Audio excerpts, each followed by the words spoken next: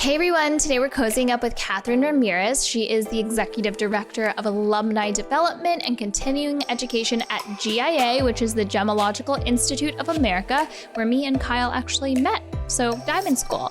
We chat about her career in jewelry and also tips and advice on how to break into the industry.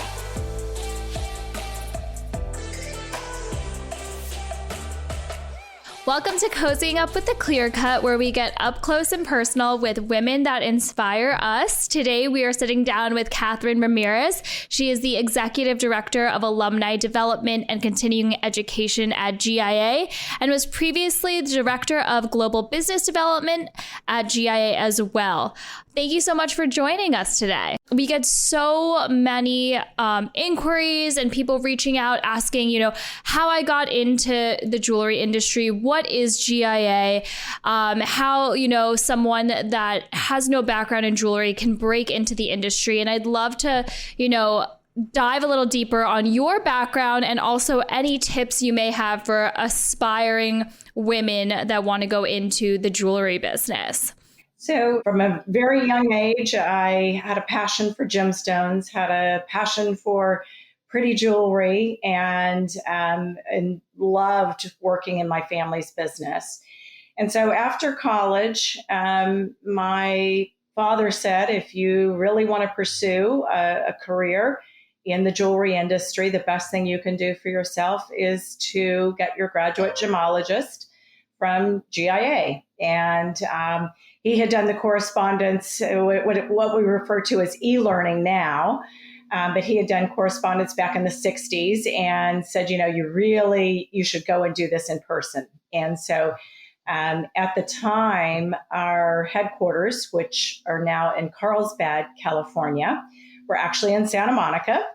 I grew up in Texas, and so I thought, what a perfect place to end up on the beach in California and pursue learning about gemstones. And so I packed my car, drove to California, took my GIA courses, and decided I wasn't quite ready to return. And so I thought, I need some experience, especially anyone who's moving into working for family. I think the best thing I did for myself was to try to work for someone else and see what I could learn. And I had an opportunity to join Tiffany and Company.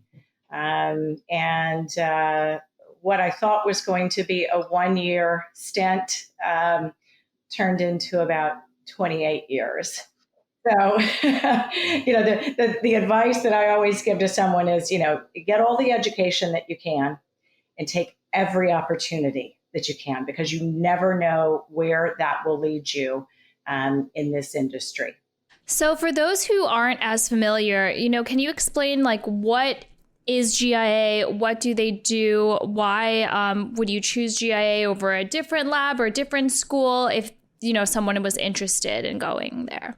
GIA is we're celebrating our 90th anniversary this year. Wow. And GIA is the founder of the 4 C's. So what we use for diamond grading was created and we've been teaching about the 4 C's, and it really has turned into the international grading standard.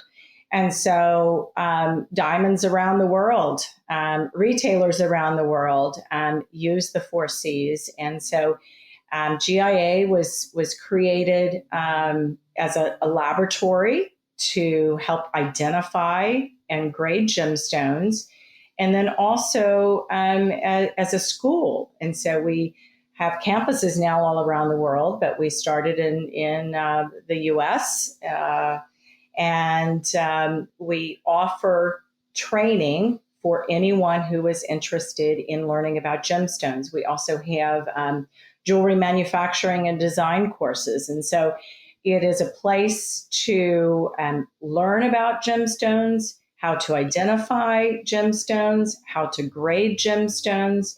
As I said, we're a nonprofit. Our diamonds and colored stones are graded at our laboratories all over the world. But what makes GIA, I think, so unique and different from every other school and or laboratory in the industry is our research. We have a team of over 50 researchers who are constantly studying gem treatments. They're studying with all the laboratory grown colored stones and diamonds out there. They're focusing on that. They're on site when gemstones are being discovered. They're in the mines with miners. We are looking at every aspect of every gemstone out there. And then that research is what our education is based off of. So it's constantly evolving, constantly changing. Any of the latest things happening that we've determined through our research get put right into education and also into the laboratory. So we're a global organization and have trained. Our alumni base is over 155,000 people at this point and growing every day, every year. So many people have been trained and educated through GIA. Awesome. What are some of the biggest changes that you've seen in the jewelry industry since you've been in it? And what are, some trends that you think will stay for the long run? So certainly styles change and jewelry is hopefully a lot of it very timeless, but also it's fashionable. And so there are times certainly over the years where you see preferences for white metal or yellow metal or rose gold. And I think that's the same with certain gemstones, certain shaped diamond rings. Is it a round in a very simple setting, or is it something that has a halo around it? So those styles change. And one of the things that I learned early on and continued to guide people when they were looking to buy jewelry is for certain pieces, for example, a wedding ring, an engagement ring, sometimes having something that is a little bit more of a timeless design is better than, the most trendy of things. Save those for your earrings or your pendants or your bracelets. But a piece of jewelry that you potentially are wearing every day for the rest of your life, sometimes simple is more elegant and something you don't get tired of. Over the years, probably the biggest change that I've seen in people purchasing jewelry has to do with maybe female self-purchasers. We talk a lot about that, but jewelry has always been a way to ordain and sort of give gifts. It's got sentimental value. People feel very special when they're wearing beautiful pieces. And I think a lot of women had a hard time, felt a little guilty, like they shouldn't buy it for themselves. They would have no trouble going and buying an expensive handbag or a beautiful pair of shoes. But to go and spend even that same amount of money on a piece of jewelry, for some reason, wasn't something that women did, 10, 15 years ago as often as they do today. And so I think a lot of the marketing and a lot of the way in which our jewelry industry has evolved is to really focus on the fact that a purchaser can be an individual purchasing for themselves and not just as a gift. Yes, definitely. We've seen that even in the past couple of years here that rare couples come in together and work on their engagement rings together now from start to finish. Women will contribute financially even. So there's been huge shifts, I think, even in the last 5 years. Absolutely. The one thing that I used to always share with a couple if they were absolutely, looking at it together, sometimes purchasing it together, as I said, just make sure that there's still a special moment for that engagement proposal.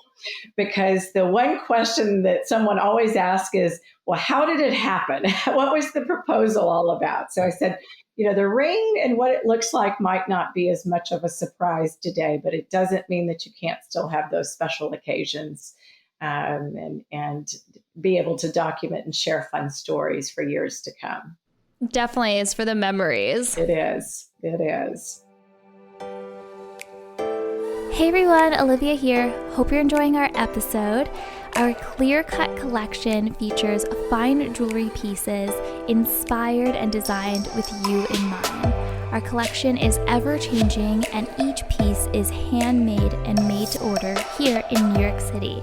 Don't forget to check it out and use the code COZY, COZY, for free shipping on any purchase. Have you seen any big shifts in the jewelry retail space specifically? How retail has been operating or working, or how customers are interacting with retail? I know there's been a lot of shift from like traditional brick and mortar to more of like an online business. What are your thoughts on that? Right. Well, certainly there had been a shift coming, and I think this has been a trend that we've been seeing with more and more online purchases of jewelry. I think initially most people looked online for information, for knowledge. They did their homework, they did their research. What is it that I want to go and look and see, and who carries it? And then they would still make the trip to the brick and mortar jewelry store to try on things. And I don't think that will ever go away. There's absolutely an opportunity for a brick and mortar business to still flourish.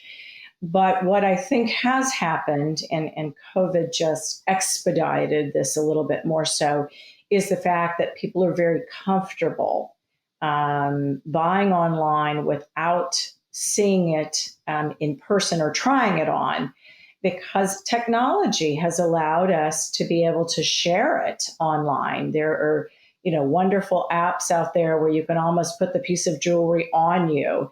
You can, have a video conference, call, a Zoom call with a client, and share a full collection and put it on someone else so they can see the scale of it.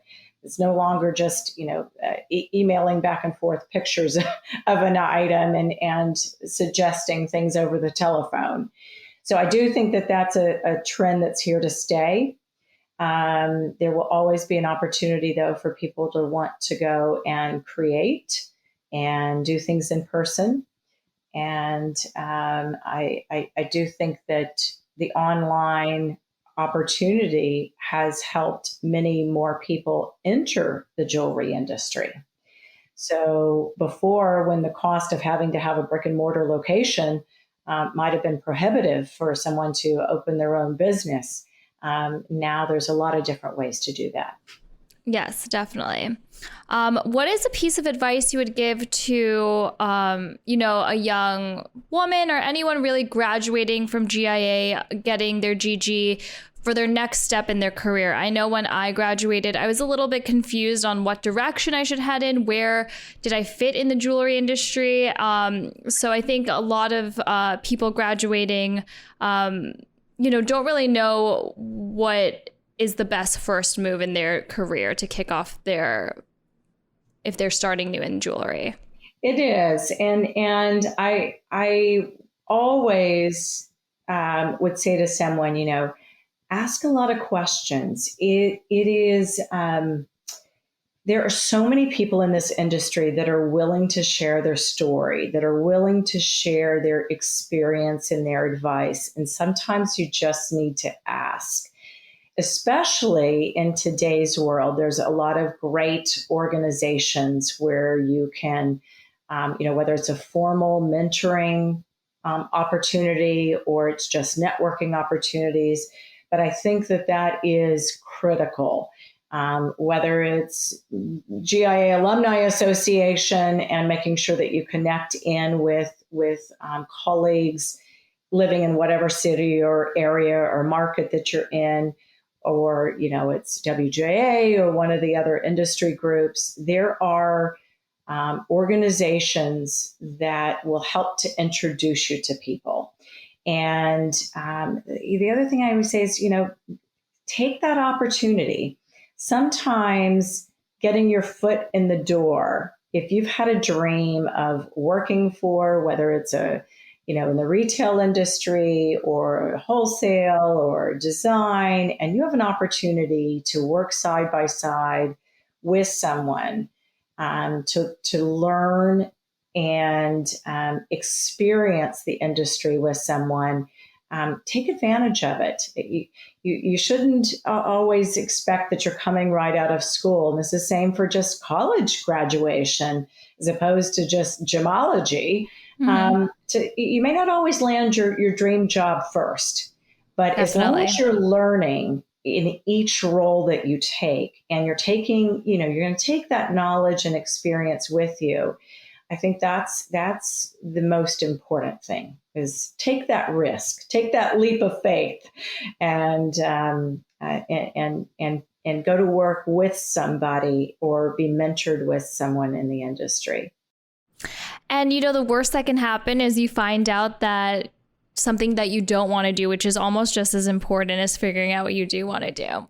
So true. So true. I think we've all been in that position at some point in our lives where you thought that you were headed down the path. This is what you've always worked towards. And all of a sudden you say, wait a minute, that's not what I thought it was going to be about. And so giving yourself the opportunity to explore is really great. And I also think there are just so many more opportunities in the jewelry industry now with the internet and, online purchasing. Even when I graduated from GIA, I remember asking my professor what I should do. And it was like, either retail or work in the lab or maybe in wholesale.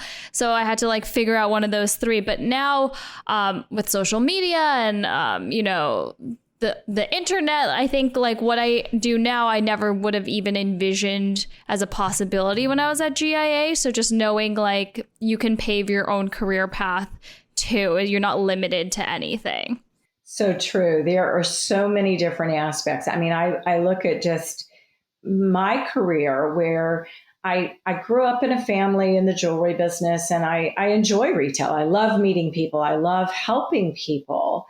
And through my role with Tiffany's, I had an opportunity to train. And so I realized that I loved doing that sort of thing too. And, working now at GIA, I never dreamed that I would have an opportunity now to be heading up our alumni association. And that to me is a whole new opportunity in the jewelry industry. I'm not selling jewelry any longer. I'm helping people in the industry. So if you have a passion for teaching, or you have a passion for design, or you have a passion for social media, you're right. There is something that you can do within the industry and follow all of those the things that really make you tick, the things you love doing. That's what you need to pursue, and you can tie jewelry into that. Awesome. I have a question that just came to me. Sure. So there's been a huge rise in popularity and availability of lab grown diamonds, lab created diamonds. I know gemstones have been around for, many, many years, but we get a ton of inquiries about them. What's your perspective on the longevity, or, what are your thoughts on the lab grown diamonds coming into the market?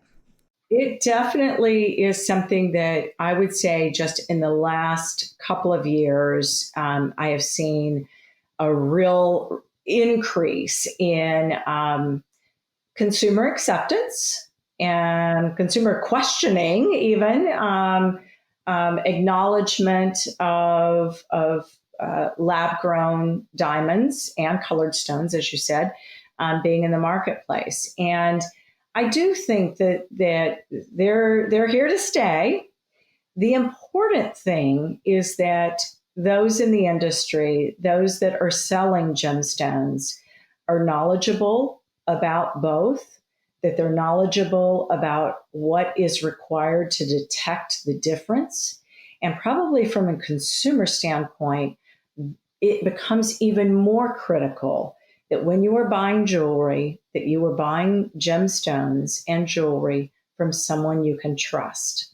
And that's what would always have been my advice, is to make sure that you're working with, a reputable authority, expert, someone that is trained when you're buying an expensive piece of jewelry.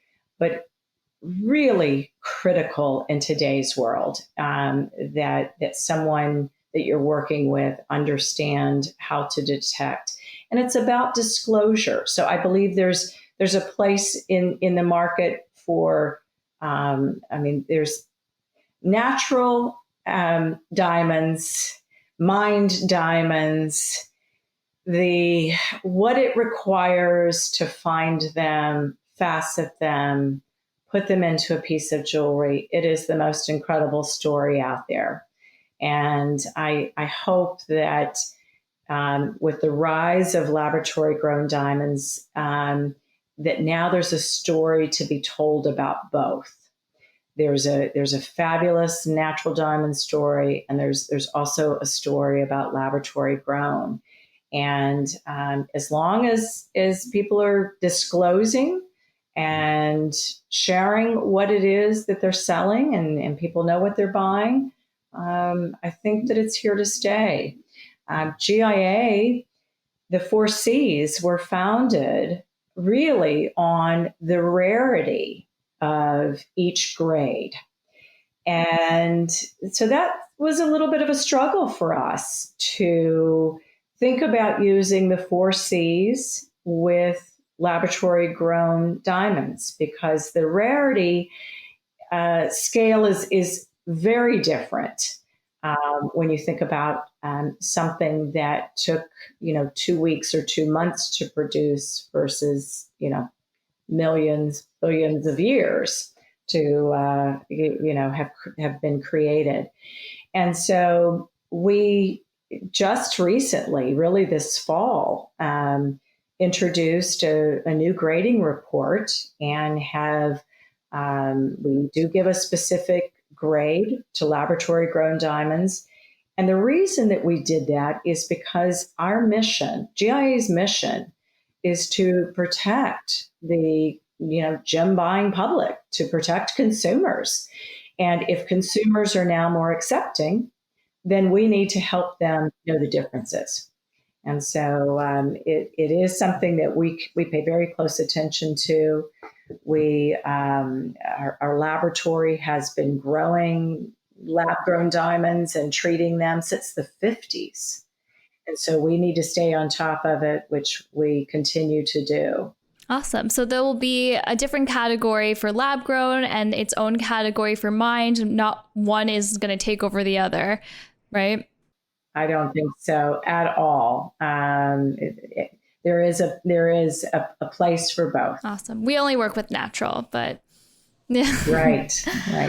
So in terms of your personal jewelry pieces, since you have been in the industry for so long, do you have some of your favorite jewelry pieces that are extra special to you, and why? I do. And, I think there's pieces that have been passed down to me. So I mentioned I grew up in a family in the jewelry business. And so I have some very special pieces that were, family pieces. And I cherish them. The pieces that I probably wear the most are things that, funny enough, I've actually purchased either for myself as a self-purchase or have been given to me for various occasions. I I'm a diamond girl. I absolutely love diamonds. Having worked for Tiffany's for so many years, I do have a nice collection. Most recently, especially this last week, I've been pulling out every piece of Elsa Peretti Tiffany jewelry that I ever purchased, and really celebrating what an incredible designer Elsa was, and what creations she really provided, not just in jewelry but for the home. She was a designer that made diamonds at the time daytime jewelry. And that sounds kind of funny to say, but her diamonds by the yard were this design that were meant to be this sprinkle of diamonds, and the diamonds didn't have to be for evening jewelry. They could be worn by females all day long, casually or for more formal occasions. Awesome. Well, I think that's everything that I wanted to ask. Is there anything else that you wanted to talk about that we didn't get to touch upon? No, I think the GIA Alumni Association is an opportunity for us to really grow our networking opportunities, our engagement with our alumni. One of the things that we have we're putting together is these continuing education seminars. So we'll continue to offer right now virtually, so you can join in from anywhere in the world, but we'll go back to doing in person, as well as I think keeping some virtual seminars going. We'll make sure that topics that are new in the industry, that we're providing a way for anyone to stay on top of their gemology training. And we want to find ways to connect people. So we were talking about people that are brand new in the industry, and how do you get your start, and what advice? Look to the Alumni Association, and many of the meetings that the local chapters host, they welcome anyone. So you don't have to be an alum to attend these seminars or go to a meeting. Get to know people. And in my role and with the alumni team that we've got in place now, our goal is to find ways to help people engage and network and stay connected. And so that's going to be something that we're working on for the rest of this year and beyond.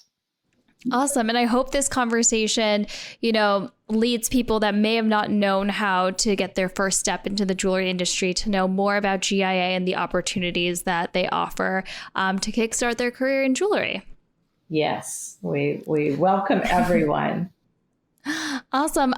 So where can people find out about the Alumni Association if they want to sign up for GIA courses? Where are the best places to go for that? So the GIA website, which is gia.edu, you will find everything. And so there is information about, obviously, the laboratory services that we offer, all of the education. We offer on-campus courses as well as e-learning courses. And you'll find alumni information there as well. So you'll find there's links to our continuing education under alumni, and a place to just, put an inquiry in, and we'll get back to them. But we welcome questions. We're happy to connect anyone who is looking to learn about gemology, jewelry manufacturing, design. We're here to help everyone in the industry. Amazing. Well, thank you so much for coming on today. This was really inspiring and eye-opening, and hope to talk to you soon. Thank you, Olivia. I appreciate it. Nice to speak with you.